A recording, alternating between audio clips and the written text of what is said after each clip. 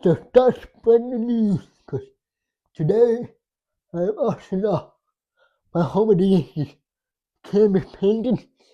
It is 24 by 36 inches, which is the largest I've ever had printed. It is 101, and I did sign it on the back side. But I'm happy to sign it on the front side if that is what the winner wants. And it is one of the more detailed paintings that I've done over the years. And I had a lot of enjoyment creating it. And the auction will begin today. It's open now.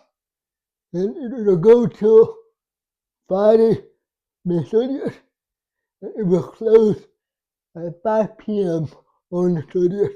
So you can find the auction in the link in my bio or on the post. And best of luck to everybody. And as always, thank you. God bless. And go Yankees.